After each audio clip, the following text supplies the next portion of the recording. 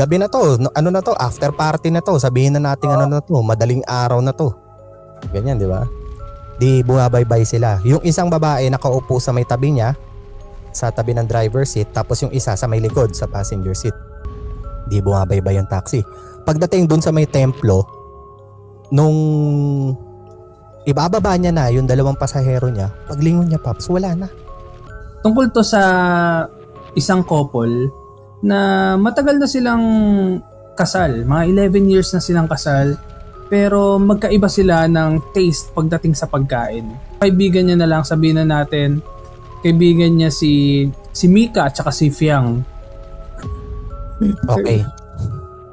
Yan, si Mika at saka si Fiang kaibigan niya. So, habang nasa cooking class siya, habang tumatagal, naging close siya dun sa dalawang kaklase niya na yon. Marami sila sa cooking class nila.